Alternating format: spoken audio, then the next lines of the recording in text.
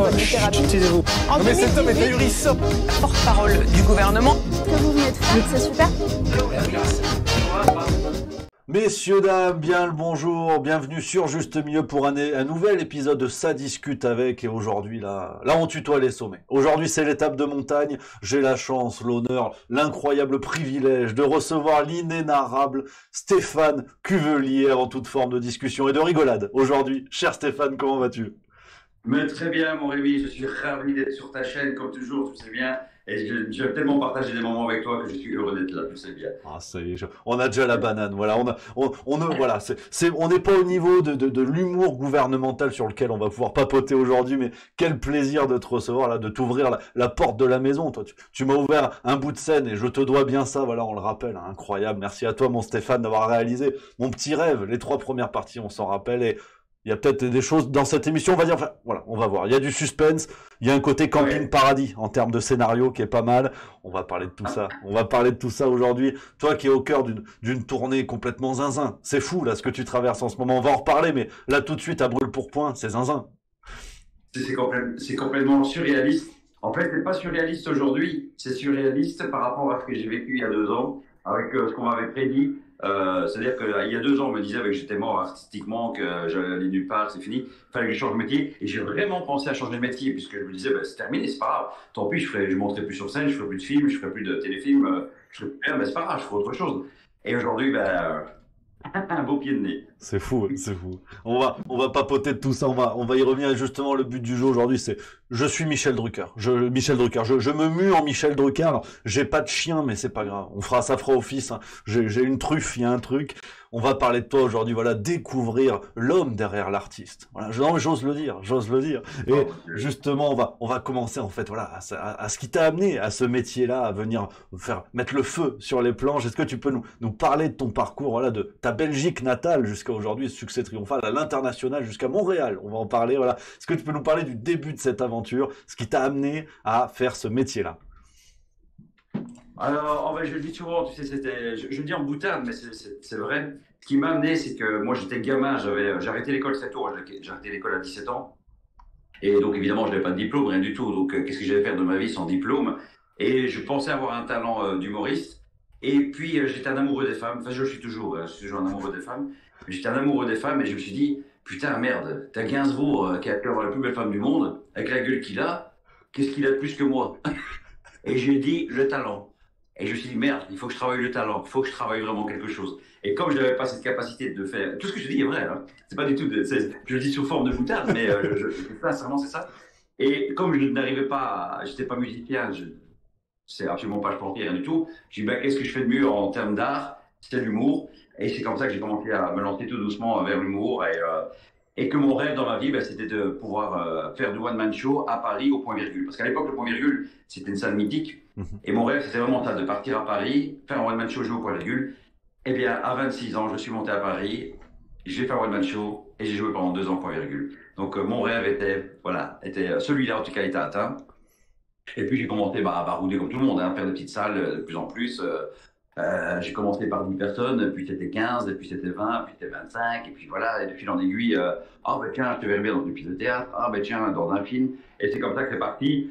Voilà, la machine a pris, et puis de fil en aiguille, je suis revenu en Belgique, et là j'ai dû tout redémarrer de zéro, parce que c'était quand même, voilà. Donc j'ai dû tout recommencer, et je suis reparti tout doucement, vraiment à la base, c'est que je suis remonté sur scène tout doucement, voilà. Et puis est arrivé le Covid, et puis j'ai commencé à faire ces vidéos qui ont pris de l'ampleur, et puis on en est là. Voilà.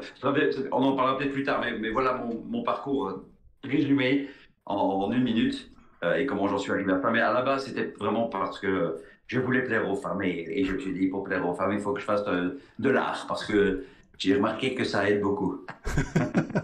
Merci pour l'exposition de ce CV, monsieur Cuvelier. On va étudier la candidature, bien sûr, sous huitaine. On ne manquera pas de vous tenir informé.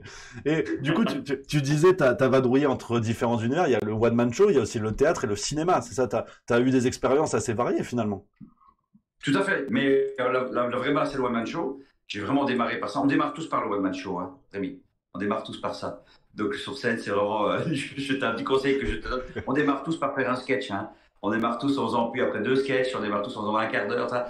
Et puis, c'était vraiment le one man. Et puis, le one man m'a amené au théâtre. Et le théâtre m'a amené au cinéma. Et puis, de fil en aiguille, c'est un peu le bouche à oreille, hein, tu sais comment ça va. Ouais. Et c'est comme ça que, de fil en aiguille, j'ai commencé à avoir de plus en plus de propositions. Voilà. Et tout ça, hein, comme tu le disais, jusqu'à un virage qui a été celui du Covid. Parce que jusqu'à présent, est-ce que dans les one-man shows que tu faisais, tu avais vraiment un regard acéré comme tu l'as aujourd'hui sur l'actu, ou t'étais pas franchement sur ces thématiques? Du tout, du tout, du tout. Alors, ce qui est très rigolo, et comme quoi il y avait quelque chose, ce que je vais te dire est une anecdote véridique. Je parle de quand j'ai démarré au point virgule, donc je te parle de ça donc il y a presque 20 ans. Je faisais de l'humour, je voulais faire de l'humour à la Coluche. C'est-à-dire que j'avais commencé à écrire comme ça, et j'avais un metteur en scène à l'époque, qui était un copain, qui me dit, c'est pas ton humour ça, Stéphane. Ah, et je dis quoi, tu veux que je fasse Zorro et que voilà, et que et Zorro il n'arrive pas à signer le Z, et donc il s'appelle Euro. C'est un des sketchs que j'avais fait à l'époque, quoi. Ça c'est surréaliste, c'est ton humour, c'est toi.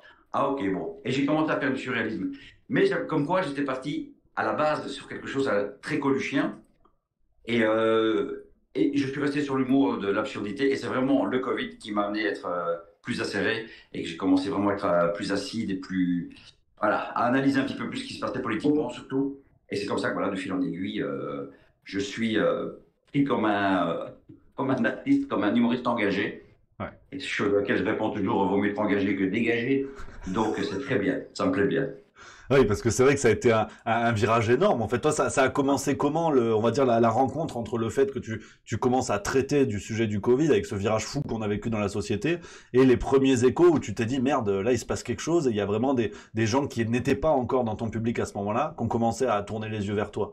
Ça a commencé quand, à peu près, cet électrochoc? Eh bien, je peux te dire vraiment à partir de quand ça a commencé.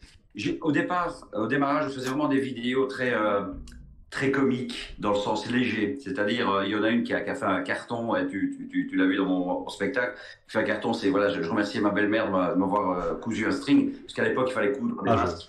J'en dors plus. Je dois reconnaître que j'en dors plus depuis la photo. Je vous avoue que ça me laisse pas indifférent. Et donc, voilà, et je remercie ma belle-mère de m'avoir cousu un string. Ma femme disait, mais enfin, qu'est-ce que tu fais? Mais je remercie ta mère pour le string, mais c'est pas un string, c'est un masque. Donc, tu vois, j'étais dans un humour très, très surréaliste, mais très gentillet. Et ce qui fait que ça plaisait beaucoup. Donc, j'ai commencé à être suivi comme ça, mais très gentiment. Et puis les mesures sanitaires sont devenues de plus en plus strictes. Et là, j'ai commencé à moins rire. Ça a commencé de moins en moins à me faire rire. Et là, j'ai commencé à rentrer dedans, à me foutre de la gueule de ce gouvernement, foutre de la gueule de ces mesures. Et là, j'ai un autre public.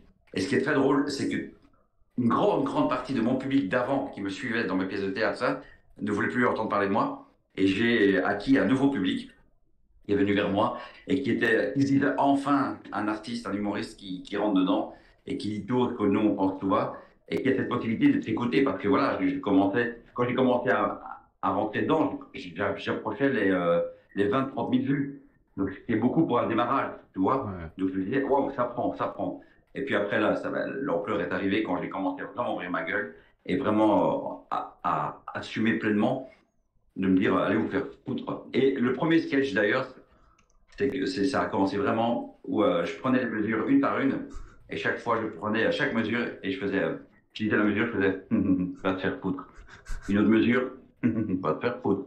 Une autre mesure. Mais il faut savoir qu'à ce moment-là, tu t'en souviens, à ce moment-là, c'était hard de dire ça. C'est-à-dire qu'aujourd'hui, c'est un peu facile. C'est-à-dire que ceux qui disent, oh ouais, moi le masque, je ne mettais pas, je m'en foutais. Ah oui, mais le dire aujourd'hui, c'est très facile. À l'époque, dire votre masque allait vous faire foutre, 1m50 allait vous faire foutre, j'étais dans une provocation très forte. Ouais. J'avais des menaces de mort tous les jours, j'avais des gens qui souhaitaient évidemment ma mort. Donc c'était très tendu. Et de fil en aiguille, le pourcentage de gens qui m'apprécient était beaucoup plus grand que celui qui me détestait, quoi. Donc c'est très très bien comme ça. Voilà. Un beau virage, un beau. Et Rémi, tu dis si je suis trop long, hein, tu sais que j'aime bien parler, hein, tu le sais. Hein. Je bois tes paroles. De toute façon, je bois de manière générale, mais tes paroles encore plus. Il faut que tu le saches. Non, au contraire, c'est tout le but du jeu. Voilà, t'as micro ouvert sur Juste Milieu, c'est bien évidemment. Non, au contraire, avec grand plaisir. Pour la petite parenthèse, avant de revenir un petit peu sur comment t'as vécu ça du côté de la Belgique, hein, ce plat pays qui est le tien. Enfin, c'est fou quand même de se rendre compte que on n'a jamais eu autant d'humoristes. Enfin, on voit les comédie clubs par exemple qui explosent. Il y a une génération monstrueuse qui vient, aussi beaucoup de Belgique, hein, bien sûr, mais de France aussi. On n'a jamais eu autant d'humoristes. Mais il y en a jamais eu aussi peu qui se sont mouillés sur des sujets sociaux. C'est quand même un truc de dingue cette affaire, quoi. Alors, ce qui est très drôle, c'est que je commence. Je commence. Il y en a deux, mais en presque seulement 2 semaines. Il y en a deux qui sont revenus vers moi en me disant, bah, Stéphane, c'est toi qui as eu les couilles. C'est toi qui avais raison. Moi, je n'avais pas les couilles de le faire. Voilà, je n'étais pas toujours d'accord avec toi, mais moi, tu avais les couilles. Et aujourd'hui, bah, je dois admettre que c'est plus toi qui les avais que moi. Donc, là, ils se rendent compte que tout doucement que je pense. J'en parlais encore hier. Je suis ici à Angoulême. Je joue ce soir à Angoulême. Et j'étais au resto hier avec le directeur du théâtre. Et voilà, on en parle et on se dit, mais on était très peu nombreux à l'ouvrir. Et justement, si l'artiste ne le faisait pas, qui le faisait? Ouais. La tête d'affiche, qui ne le faisait pas, qui le faisait? Il n'y avait personne. Et c'est là où j'ai une petite rancune. Oh, elle est un peu passée là maintenant. Mais j'ai une petite rancune sur les artistes en me disant, mais vous aviez un pouvoir, justement pour une fois, un beau pouvoir, de pouvoir vraiment descendre tous ces salopards qui veulent nous écraser. Et vous ne l'avez pas utilisé. Vous avez continué votre petite chansonnette derrière votre smartphone à chanter pendant le confinement. Et c'est tout ce que vous avez fait. C'était déjà bien, hein, attention. Ça a aidé des gens, je ne dis pas ça. Mais c'était léger, quoi. Ouais. Je dis, alors, les Lavilliers, les Renault, les Miotsec, les Cali, Ouais.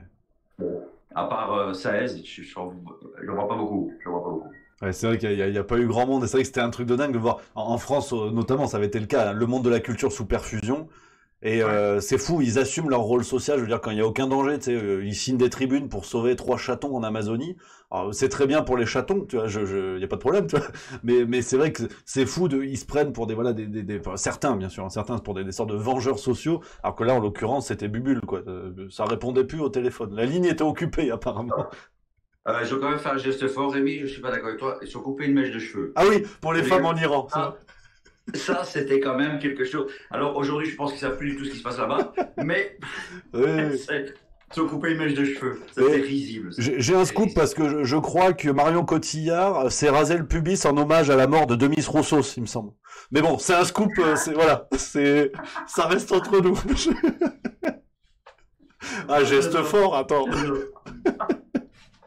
Le geste fort tout de même, faut pas déconner, non mais c'est vrai que c'est risible, c'est un truc de fou.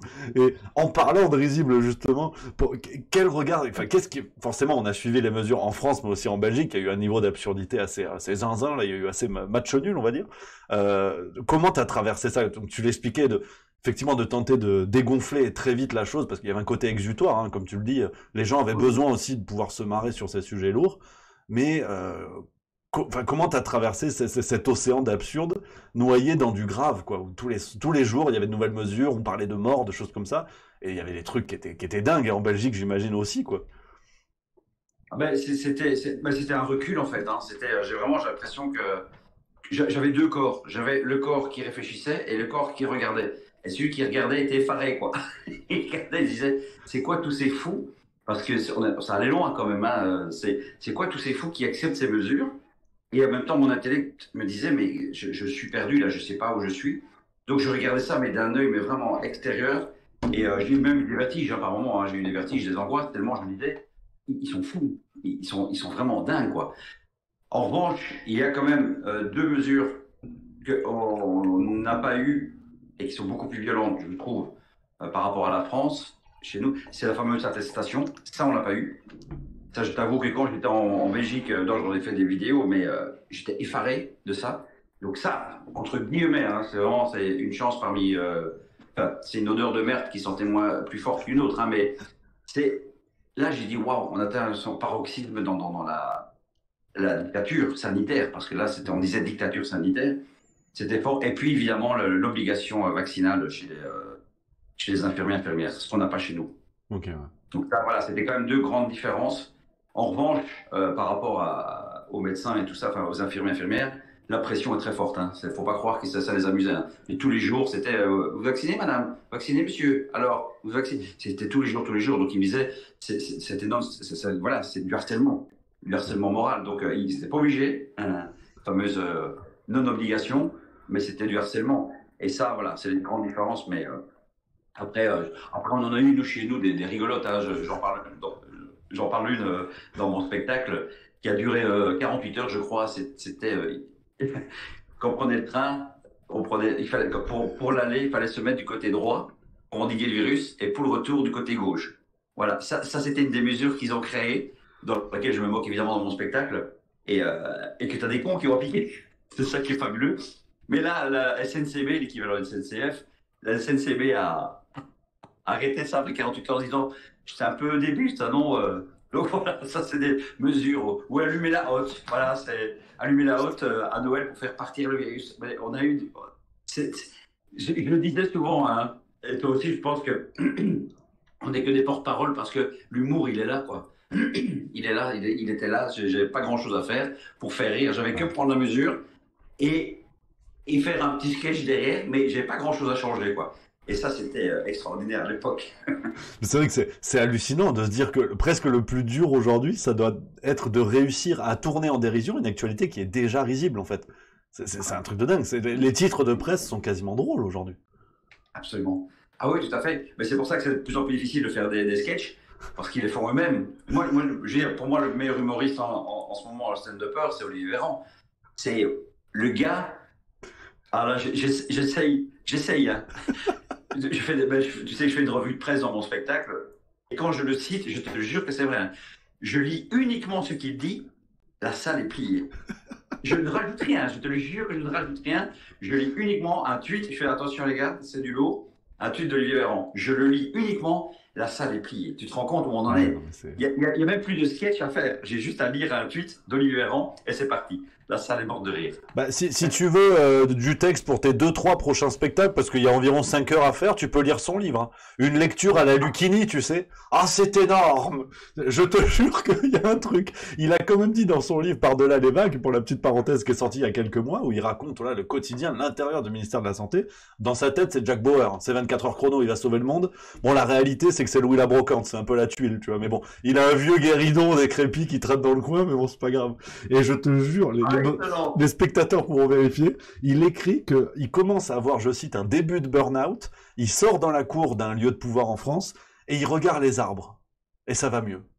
Je te jure, c'est magnifique. Ce truc-là est sublime. Et c'est dans son bouquin. C'est pépite sur pépite. C'est génial. C'est génial. Donc... À partir de celui de Darmanin, alors, quoi. Oh, vivement. Ah ouais, non, mais c'est hallucinant. C'est hallucinant, mais... En plus, tout ça dans un silence absolu des sphères, on va dire, d'élite, donc qu'elles soient culturelles, médiatiques, économiques et politiques. Hein. En Belgique, il y a une séquence qui a beaucoup tourné en France, c'est un député, alors tu me corriges, qui s'appelle Raoul Oudbou, quelque chose comme ça, qui a été un des rares à s'exprimer et à tourner en dérision. Il était très drôle aussi. Je sais plus si c'était au Parlement belge ou je sais pas. Ouais, c'est le PTB. Oui, il est très connu ici en Belgique. Il est connu pour sa grande gueule, pour sa gouaille. Maintenant, je me méfie toujours aussi parce que c'est un mec qui lourd uniquement quand il voit que le vent souffle aussi. Voilà, j'ai beaucoup de mal avec ça. Ce que je ne pense pas de Philippot. Voilà, Philippot, on nous associe encore, Philippot et moi, à l'extrême droite, ce qui fatigue évidemment. Parce que voilà, la différence entre Philippot et Raoul Erdebau, c'est vraiment la constance. C'est-à-dire que Philippot est avec nous depuis le début. Nicolas Dupont-Aignan nous a rejoint assez rapidement aussi. Voilà, aujourd'hui, maintenant, je trouve avoir une chance, c'est pas un politicien, mais c'est d'avoir... oh zut, je ne sais plus sur son nom. Bruno Solo et l'autre là. Yvan Le Bolloc. Yvan Le Bolloc, voilà, qui est aussi très fort engagé, ça fait du bien, putain, ça fait vraiment du bien.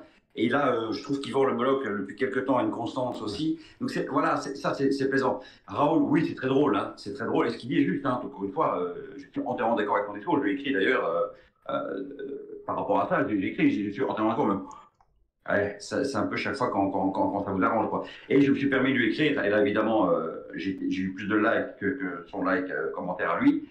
C'est que là, il ouvre par rapport au Robocop en France, mais moi, j'ai vécu ça à Bruxelles, à Bois de la Cambre, où les Robocop nous tabassaient, nous gazaient, et là, on l'a pas entendu. Tu vois, ouais. J'ai un peu du mal avec ça. C'est-à-dire que quand nous, ici en Belgique, on souffrait, là, on ne les voyait pas, mais maintenant, dire attention la France, faites attention à ce qui se passe. Voilà, tu comprends ce que je veux dire. C'est bien de le dire, c'est bien. mais je me méfie, c'est trop politisé. Là, ça se rend trop la politique, et ça me gêne. Ouais, Il avait ouvert ta gueule en plein Covid par rapport au Robocop bruxellois. Là, je leur dis, putain, merci. Ben non, là, il dit rien et il dit ça par rapport à Paris. Enfin, tu dis de Bruxelles. Ouais, bon, c'est un peu, voilà. En Belgique, il n'y a pas de figure similaire à un Florian Philippot, par exemple? Vous avez vu émerger comme ça? Non, vraiment pas du tout.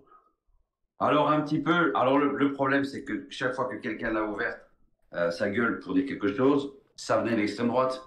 C'est toujours le même problème. C'est-à-dire que c'est un problème, je trouve. C'est pourquoi ouvrir sa gueule, c'est systématiquement l'extrême droite. Et chez nous, il y a eu Theo Franken. Theo Franken, c'est vraiment voilà, l'extrême droite. Mais ce qu'il disait était juste. C'est ça toujours le problème. C'est que, je le disais souvent dans mes vidéos, je m'en fous d'où ça vient. C'est ce qu'il dit qui m'importe. J'ai eu ça avec Ségolène Royal. J'ai un jour tweeté Ségolène Royal et je me suis dit, oh putain, j'aurais jamais cru un jour tweeter Ségolène Royal. Donc ça prouve bien pour dire que je m'en fous d'où ça vient. C'est que tant que la parole est belle, est bonne, ben je partage. Et ici en Belgique, malheureusement, c'était l'extrême droite, donc d'office, ils disent quelque chose, c'est extrémiste. Et ça clôt le débat. Tu sais, ça clôt le débat. Il n'y a personne qui se dit, mais on va quand même les écouter. Ce qu'il dit n'est pas bête par rapport au Covid, par rapport à Pfizer, par rapport à Ursula. C'est intéressant, je veux dire, mais non. Oh non, mais c'est l'extrême droite. C'est pas intéressant. Ouais. Bon, ok, bah alors, le débat est clos. Donc, on écoute qui? Ben, on écoute la gauche caviar, cette gauche-là qui met des exècres aujourd'hui.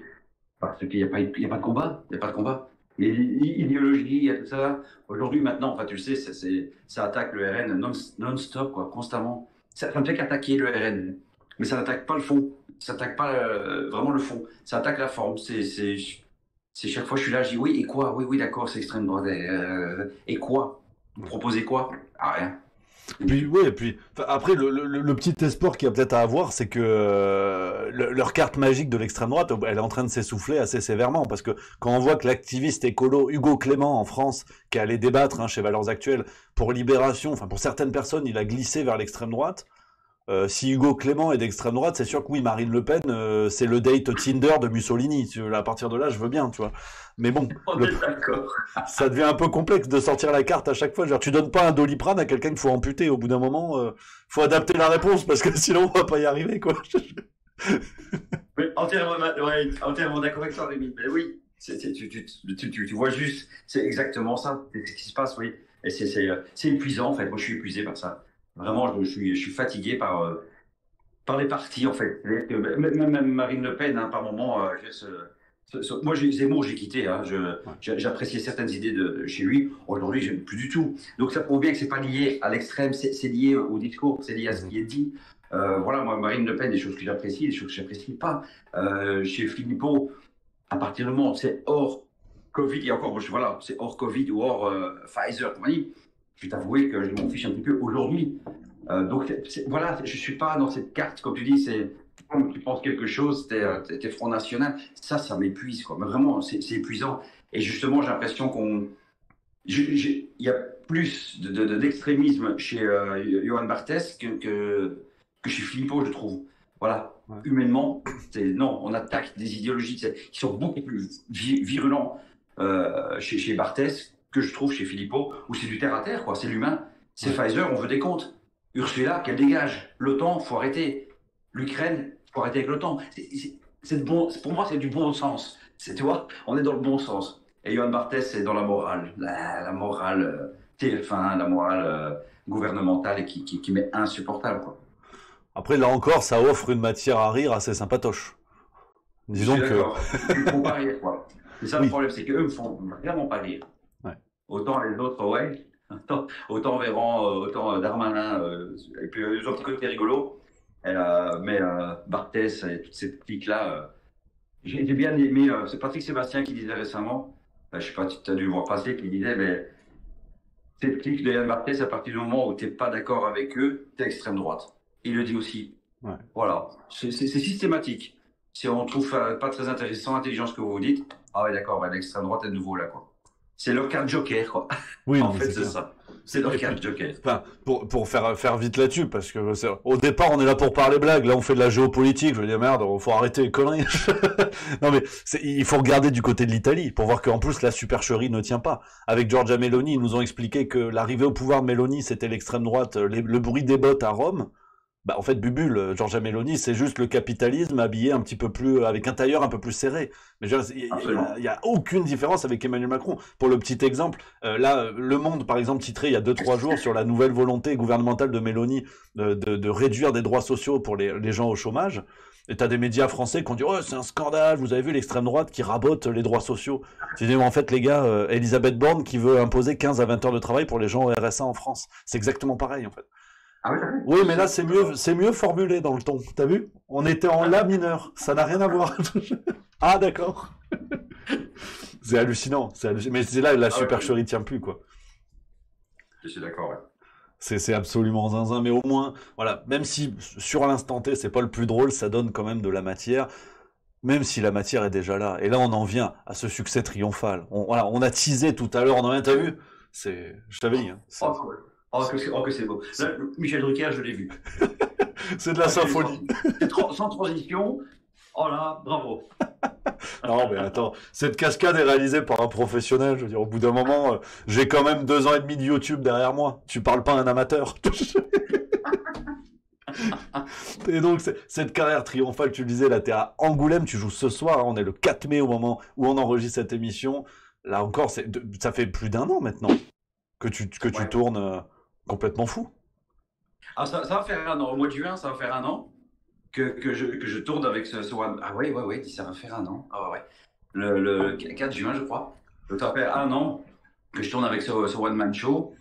Mais il faut savoir, voilà, ça a démarré tout doucement, et puis de fil en aiguille, voilà, je fais à peu près, j'ai une moyenne de 10 dates par mois. Ouais. Ce qui est super, parce que dans toute la France, dans toute la Belgique, en Suisse, et à la fin, donc en septembre à Montréal. Et oui, mais tu sais, le mot triomphe ne me parle pas beaucoup. C'est plutôt une communion. Je le dis très souvent, c'est une vraie communion. C'est-à-dire que les gens qui viennent dans mon spectacle, quand ils sortent de mon spectacle, ils disent « Ah, monsieur Culé, bon, je ne vais pas mentir, la première chose, c'est on est content de vous voir en vrai. La deuxième, c'est « Waouh, quel super spectacle ». Mais la troisième, et pas des moindres, aussi, et se retrouver tous ensemble avec autant d'amour, autant de partage, de sourire, ça fait un bien fou. Et ça, c'est pour moi la réussite de Touskus, le nom de mon one-man show. C'est là où je suis très, très fier de ce spectacle qui ne ressemble pas aux autres, ni les miens, et ni ailleurs. Parce que j'ai été voir deux, trois fois des potes au théâtre pour leur faire plaisir et me faire plaisir aussi, évidemment. C'est pas du tout le même public. Ouais. On n'est pas du tout dans la même dynamique, on n'est pas du tout dans le même effervescence et puis amour. C'est un mot qui est souvent galvaudé, mais c'est plein d'amour quoi dans la salle. Et ça, voilà ma réussite. C'est pour ça que les gens viennent pas voir un humoriste, ils viennent voir Stéphane pour être avec Stéphane. Ouais. Et d'ailleurs, tu le sais, tout le monde me tutoie après. Et ceux qui me tutoient pas, je leur dis tutoie-moi. On se fait des bisous de queue, donc on se prend dans les bras et on se donne des bisous de queue, des bisous. Voilà, ça fait. C'est la deuxième mi-temps à chaque fois. Donc ça prouve bien que c'est au-delà du spectacle. Alors je ne fous pas leur gueule parce que le spectacle est écrit, il est vraiment, il est écrit, il a été travaillé, mais c'est surtout après, que les gens sortent de là. J'ai beaucoup de personnes qui me disent, encore quelques jours après, je plane encore. Et quand je lis ça, je fais waouh, c'est une plane encore d'avoir vécu quelque chose de magique dans l'air. Des bonnes ondes, comme on dit. Oh, le Mickey Mouse du One Man Show, quoi. C'est la magie. Comme disait Agnès Pannier-Runacher, c'est la magie. Hein. C'est pour ton pays, c'est la magie. Hein. C'est fou parce que, en plus, tu peux mesurer la différence parce que quand sur tes premiers One Man Show, on va dire avant l'ère Covid, tu vois les différences de réception de ton public et ça doit te faire bizarre, en fait, ce contraste par rapport à ce que tu as connu et ce que tu connais aujourd'hui. Écoute, je vais pas te mentir, aujourd'hui je connais le succès et c'est très agréable dans le sens où j'arrive sur scène, on m'attend. Voilà la différence à avant. Avant, je devais faire mes preuves entre guillemets, c'est-à-dire que on vient voir Stéphane Cuvillier, j'espère que ce sera drôle. Là ici, on vient plus voir Stéphane Cuvillier en espérant que ce soit drôle, on vient pour être ensemble. Et donc ce qui fait que ça enlève chez moi, toute une anxiété, ça enlève le trac, ça enlève tout ce qui est négatif, ça n'apporte que du positif. Partout où je passe, c'est complet. Partout où je passe, maintenant mon spectacle est rodé, donc ça c'est un bonheur absolu. En tant qu'artiste, les gens savent de quoi je parle. Donc c'est-à-dire que je vais dans une salle, je suis accueilli, très bien accueilli, c'est complet, je fais mon métier avec délectation, et puis après j'ai le public qui me prend dans ses bras. Voilà, qu'est-ce que tu veux? Je peux pas demander de plus. Ça serait exagéré. C'est tellement, c'est fort, fort ce que je vis. Et d'ailleurs, souvent, je m'en rends pas spécialement compte. Et je crois que quand je ferai la vraie dernière de Beatles Cut, que là, je vais avoir un coup de massue de dire, waouh, qu'est-ce qui s'est passé pendant un an, quoi. C'est extraordinaire. Voilà, c'est extraordinaire. Une aventure folle, et là, donc, on le disait, on est le 4 mai au moment où on enregistre. Il reste sur ta feuille de route, il reste de belles dates encore. Donc, Angoulême ce soir, jusqu'à Montréal en septembre, c'est ça? Oh, oui, bah écoute, rien que le mois de mai, j'ai le planning devant moi parce que je connais pas par cœur toutes mes dates. On va l'afficher à l'écran, hein. On va l'afficher. De quoi? On va l'afficher à l'écran, nos spectateurs pourront voir, pour tout. Voilà. Tu vois, Angoulême, le 12 et 13 mai à Rouen, les 17 et 18 à Caen, le 20 à Auray, le 21 à Challans. Enfin, à Challans, c'est avec Ingrid Courrèges. Qu'on embrasse. Mon ami Ingrid Courrèges. Et le 24 et 25 mai à Dijon. On en parle maintenant ou? Allez, vas-y, brigand. Ouais. Donc, alors, le 24 et 25 mai, donc je joue à Dijon. Alors, le 25 mai, c'est déjà complet. Il reste quelques places pour le 24. Et évidemment, la grande joie que j'ai encore, mais j'ai pas fini. La grande joie que j'ai, c'est que, voilà, pour ceux qui nous regardent, c'est que mon ami Rémi fera encore la première partie. Je suis pas très fan de cette phrase, mais bon, voilà, il n'y en a pas d'autre. Il fera la première partie à Dijon. Donc, il sera là les 2 dates à Dijon, les 24 et 25 mai.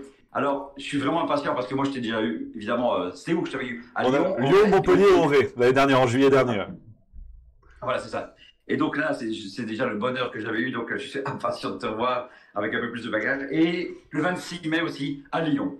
Et là, on n'est pas loin d'être complet à Lyon. Hein. Là, il reste qu'une petite vingtaine de places. Dépêchez-vous. Encore. Ouais, donc c'est extraordinaire. Donc voilà, à Dijon, avec Rémi, et puis à Lyon. Et puis après aussi, je suis encore à Challans avec Ingrid Courrèges, à Montpellier, et à Cabriès, à Marseille, mais c'est complet. C'est complet à Angoulême, c'est complet à Auray, de nouveau. C'est une magnifique salle. Chouette, ouais. Donc, je suis nouveau complet pour la 2e fois. Voilà, c'est extraordinaire.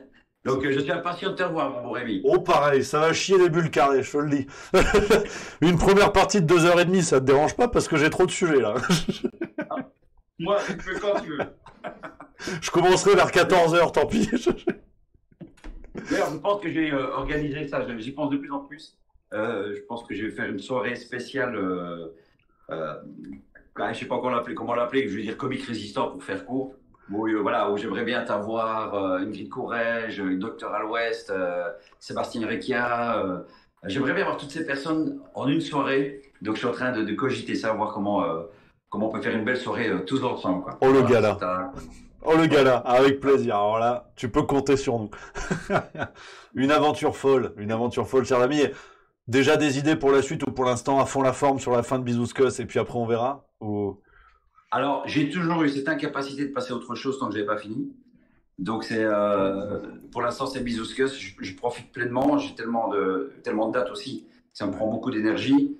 Donc, voilà. Donc, pour l'instant, je termine par ça. Et la suite, non, j'ai vraiment ça cogite aussi. Une pièce de théâtre à 2 personnages. J'ai vraiment envie d'écrire ça. Donc, je donne le scoop. Voilà. J'ai envie d'écrire ça et ça cogite. Et quand ça cogite, généralement, c'est positif chez moi. C'est lors d'un enterrement de leur maman, les 2 frères se retrouvent et l'un est complotiste et l'autre pas. Voilà, j'ai déjà mon pitch. Oh. Et je sais qu'il y a matière. On a le scoop, on a les droits. Et pour pas cher en plus. Voilà. Donc j'ai déjà le pitch et déjà pas mal d'idées. Et j'ai déjà la personne à laquelle je pense pour jouer dedans, un ami à moi aussi. Donc voilà, donc, je verrai. Mais quand Bizouscus sera vraiment... terminé, j'ai terminé, quoi. Que du plaisir qui nous attend. Mon cher Stéphane, on est ensemble depuis 35 minutes, on va pas te prendre plus de temps. Le repos du boxeur, avant le show ce soir, le show du côté d'Angoulême. Donc, chers amis, maintenant vous le savez, l'annonce, voilà, le lien est en description. Si vous voulez suivre le reste de la tournée de Stéphane, le lien dans la description de la vidéo pour prendre les quelques places qui restent. Là, c'est bon, on est carrément sur le Beyoncé de Liège, on peut le dire. On y est. T'as pas une autre personne que Beyoncé, parce que j'ai du mal à m'identifier quand même. Écoute, je t'ai déjà vu danser, franchement dans ma tête c'était Single Lady, je peux te dire qu'il y a eu quelque chose. Donc voilà mon cher Stéphane, un immense merci d'avoir été avec nous. C'est moi. Que je du suis vraiment heureux qu'on se retrouve bientôt. On s'est déjà vu il y a pas longtemps, on avait fait une petite vidéo ensemble qui a énormément plu d'ailleurs. Hein. Nous voir à deux, tout le monde, j'ai mis Stéphane, génial. Et donc, je pense que ça va être encore une belle, des beaux moments qu'on va passer ensemble. Je suis vraiment impatient. Ok, oui. Voilà. Mon parrain, on peut le dire maintenant, le parrain de la mafia, mon parrain dans le métier, on y est, je suis le stagiaire plus ou moins, je lui fais les cafés et tout, bon, faut commencer comme ça, hein, qu'est-ce que tu veux. Un grand merci mon Stéphane. Voilà, chers amis, j'espère que vous avez passé un bon moment, chers spectateurs, vous le savez, lien en description pour les places restantes pour la tournée de Bisous Cuss, tournée triomphale. Nous on va se retrouver très bientôt pour de nouvelles vidéos. Je vous embrasse, encore un immense merci mon Stéphane, bon courage pour la suite de la tournée et à très bientôt. Voilà, c'est dit. À bientôt et bisous Cuss.